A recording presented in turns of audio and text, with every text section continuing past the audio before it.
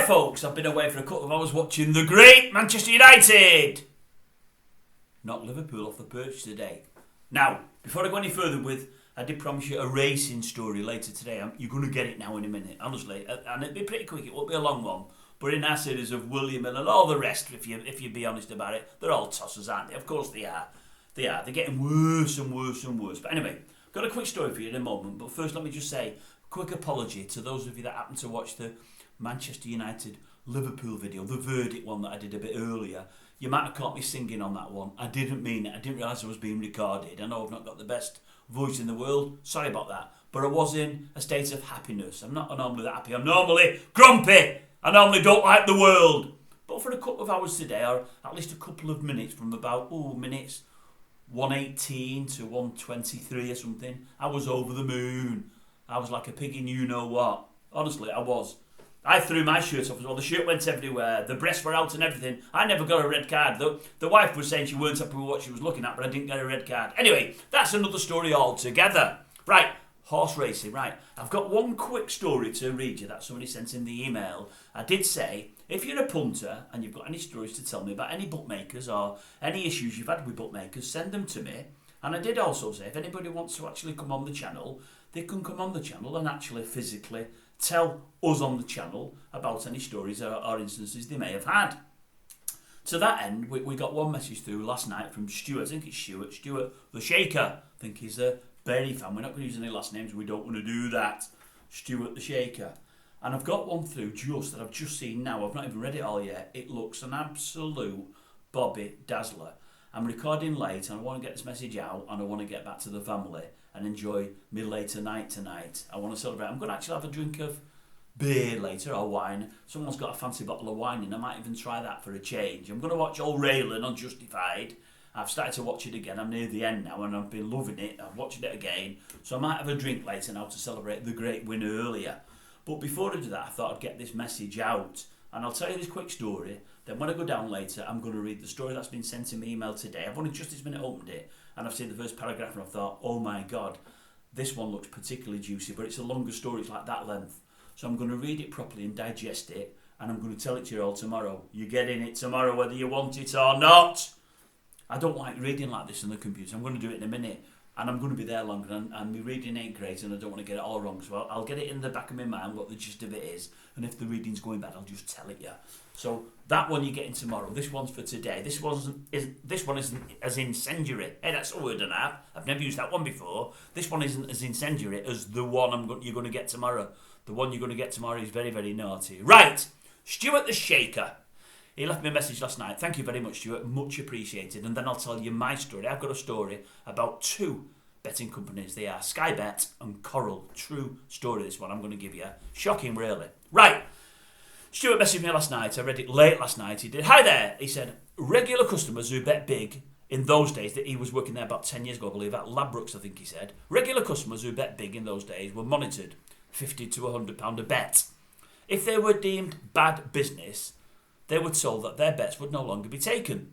For example, a regular customer in his 70s had one £50 bet per week on American football, which he knew everything about. Normally 50 quid at 10 to 11. It returned him 95 quid. So he was making a £45 profit. And he's put in brackets, really all he was doing it for was to supplement his pension. Close brackets. Anyway, after about 2 years of doing this, I was told to say to the gentleman that he was no longer welcome at Ladbrokes. They just wanted to knock him on the head. He'd been winning £45 a week, only £45 a week, but it was weekly. It was getting too regular. For all he was old, they didn't want to be paying out to somebody who knew what he was doing and winning almost on a weekly basis.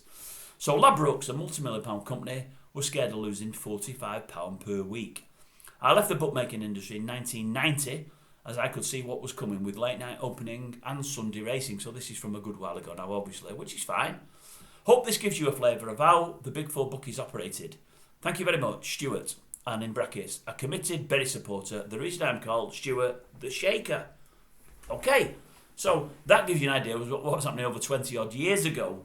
They weren't happy to lose £45 a week to an old age pensioner who knew what he was doing. Bit sad, isn't it, really? Bit sad. That was probably his only enjoyment all week. He probably enjoyed beating the bookie and showing that he knew a little bit more than they did. As Stuart said, he's on a pension anyway, and all it's doing is helping his pension along. Bit sad, isn't it? But then again, that's how bookies are, and unfortunately, they've got even worse. They're not getting any better. Right, let me look for this camera to see where I'm talking. I don't know why I want to see myself, because I don't really.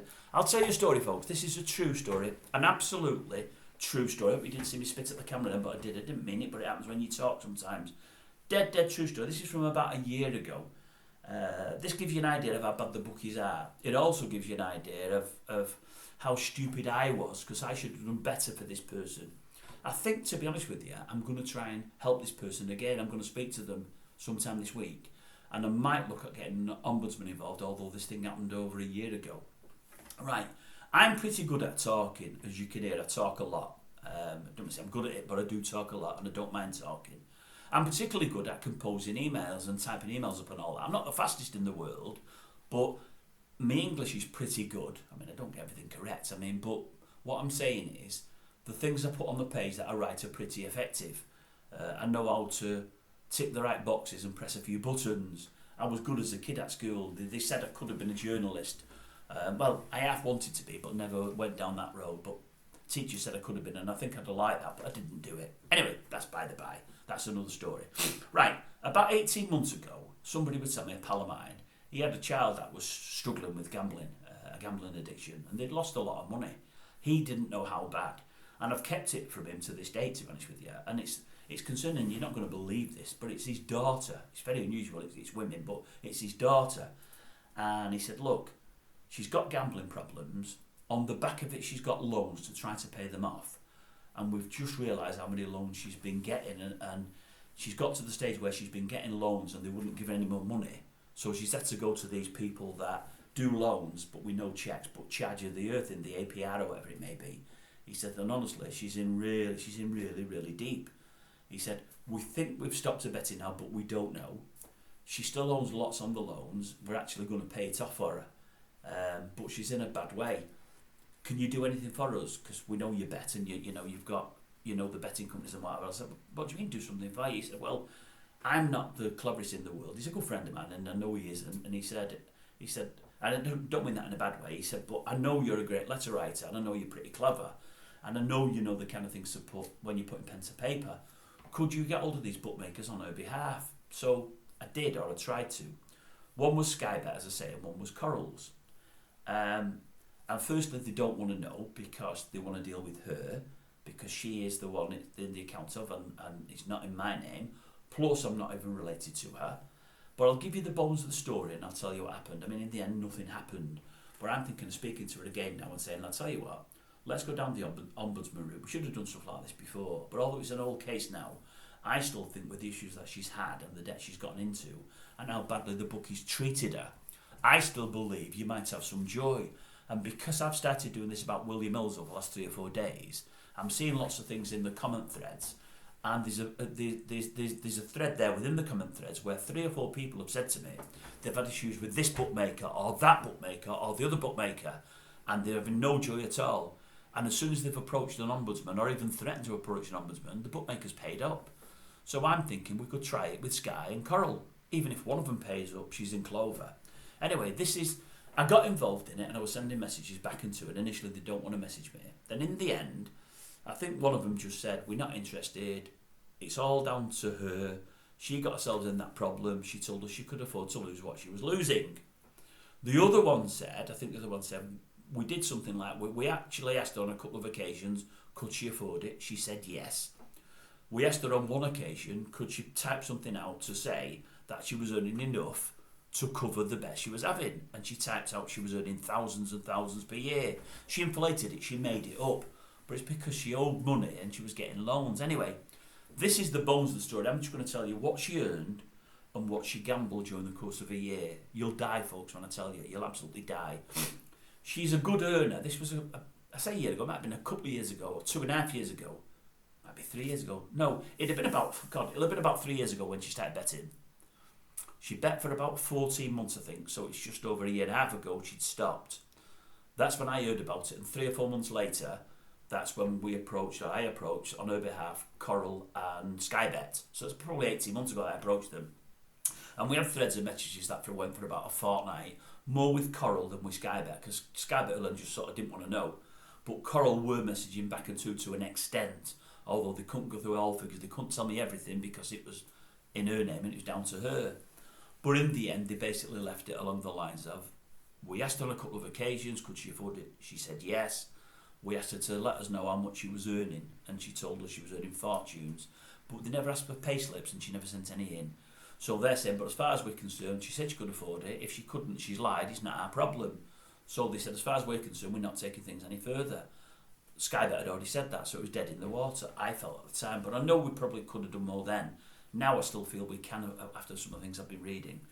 Right, this girl was a good earner. She's probably, how old would she be now? She's not related to me, but she's my best friend's, well, my second best friend's daughter, so I know her very, very well. She's a lovely girl.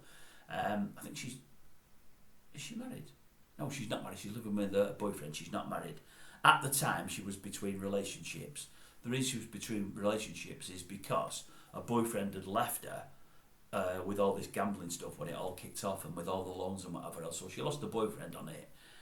But she earned about 35 grand a year, which isn't massive, but it's not bad. It's like 700 quid a week. She's in sales and she's good. She's a good talker and whatever else.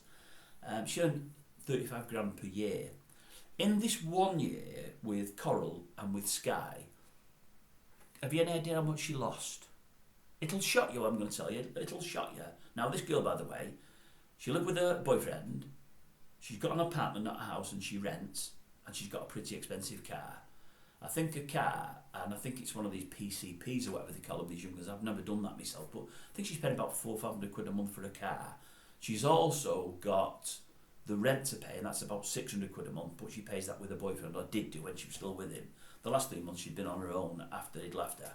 And she's got all her other bills that we all have, plus food. This is why she had to get all the loans, because all the money was going to gambling. So she's earning 700 quid a week. She actually lost in 1 year. Bear in mind she's on 35 grand a year. That's the top line. That's tax has got to come out yet, and national insurance. She's on 35 grand a year. In that year in question, she lost 67,000 quid. 67 grand, she's earning 35 grand. I've got all her bank statements, and I mean all of them. There's times when she's won 2 grand. There's a few times when she's won £1,000 and a couple of times 2 grand. That's all the most she ever won from, if memory serves. This is 18 months ago, but I think the most she ever won was about 2 grand or 2 grand something. She won that about 3 times. Say she won it 3 times, 2 grand or just over 2 grand. Twice she just left it in there and played through it.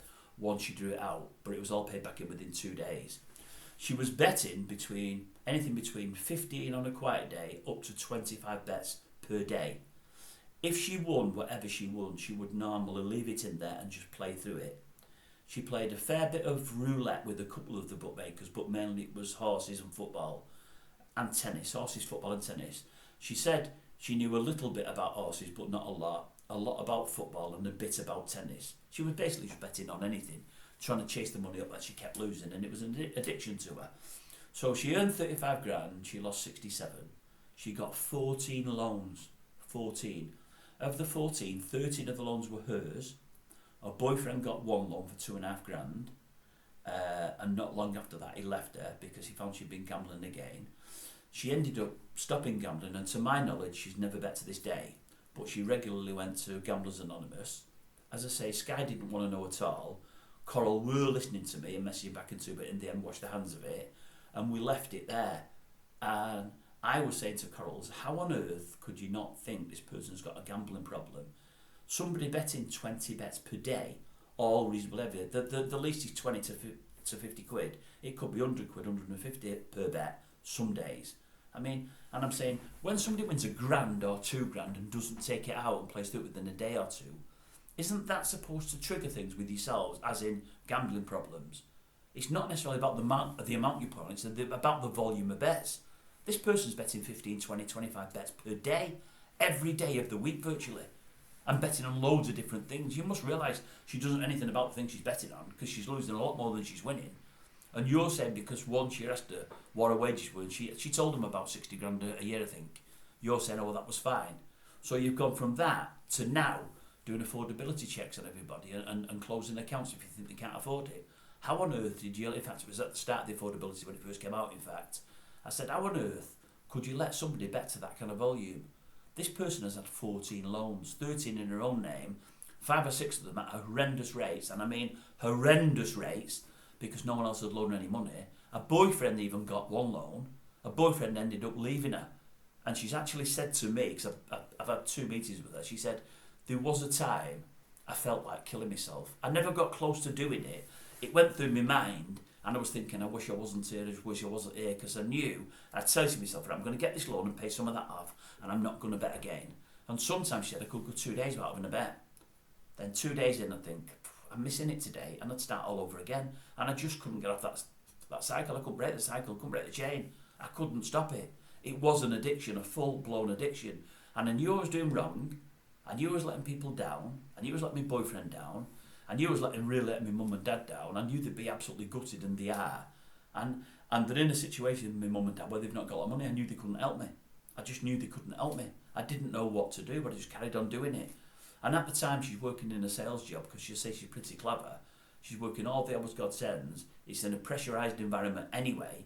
And then she's got this about gambling on the back of the mind and what she's losing and what loans she's got and how she's got to service them. And often she couldn't service the loan, so she had to get another loan to service the previous loan because she had no money to pay the previous loan. And that's the cycle she was in. In the end, I think we've got her out of it. And I do believe for 18 months or more now she's not had a bet. I'm pretty certain she hasn't. But I believe it'll always be there, especially for the first 5 or 6 years.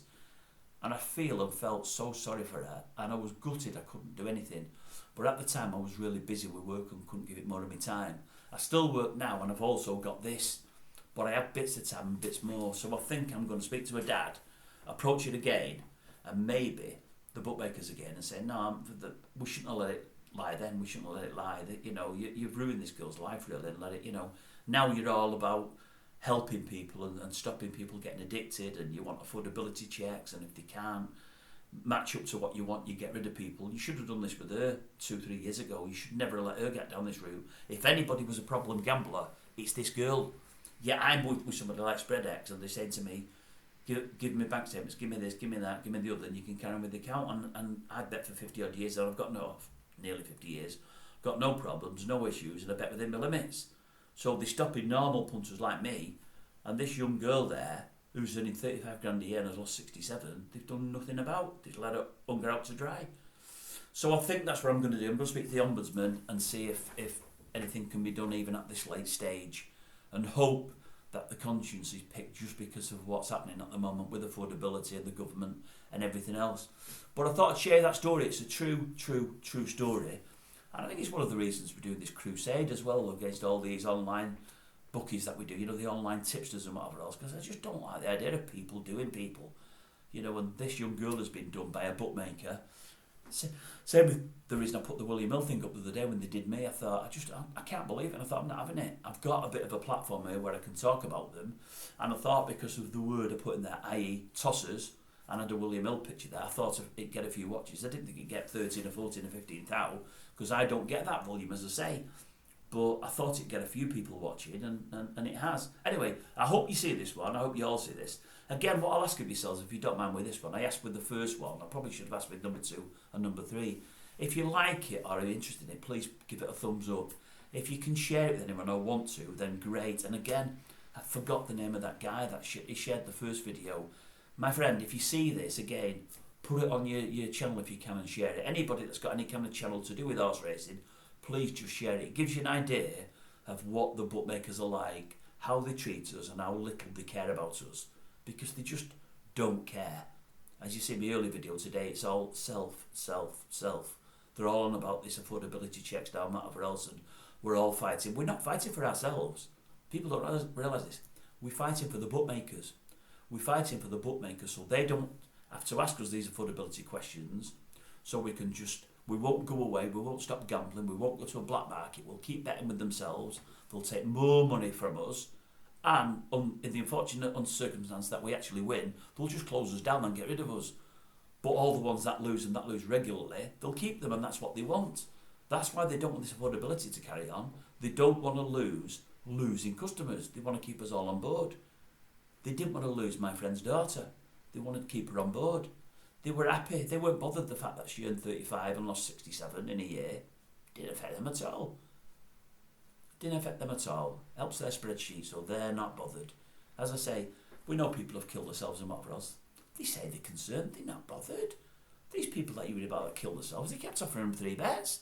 They knew they had problems. They said, I don't want to bet anymore. All right, okay, then no worries. And a week later, there's a free bet there for him. And he starts them again.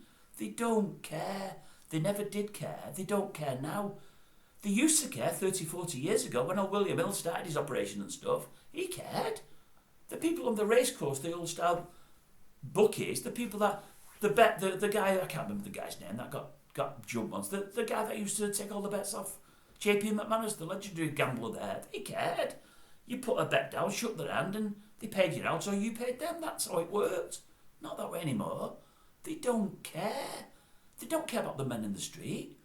They don't care that when we've got a problem, they don't want to ask the phones anymore. What's that all about? No phones, live chat. And as we say, they've got the monkeys on the other end of the phone. People that don't know their asses from their elbows. Don't know anything about betting. Don't know the rules. They don't know. They don't need to know. They don't care. Like a couple of our people have said, they're paying them peanuts. What more do you expect? And you're right. You pay somebody peanuts, you're going to get monkeys, but they shouldn't be paying them peanuts. They're making absolutely millions.